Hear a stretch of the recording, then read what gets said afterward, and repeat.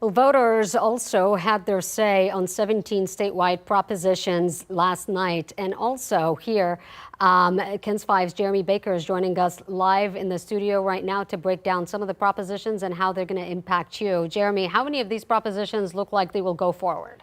Well, Sarah, it looks like all 17 constitutional amendments are sailing towards approval in Texas. We picked 5 of them to see what they mean, and when it comes to you and your money, how they could affect you.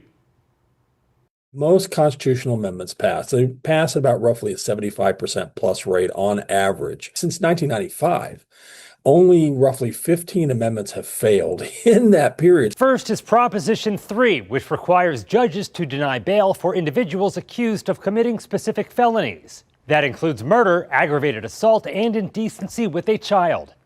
Proposition 15 affirms that parents are the primary decision makers for their children. This goes back to COVID days and focuses on what authority parents have, particularly when it comes to their child's education. The state constitution says I have the right to withdraw my child from this class or from this situation, and you cannot punish me or you cannot punish the child.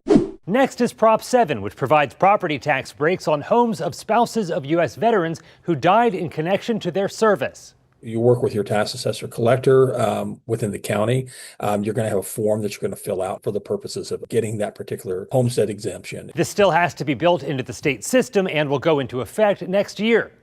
Proposition 8 prohibits the state from imposing inheritance taxes, also called death taxes, which are taxes on an estate, and from taxing an estate or inheritances when they are transferred. We had it as basically as a law. Now you're talking about it as a constitutional amendment, making it much more difficult in the future to repeal this were we to need to do such for, say, revenue purposes.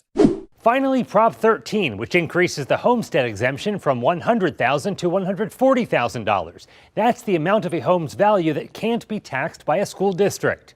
Even with the homestead exemption like this, it's still not necessarily going to be enough to create housing affordability.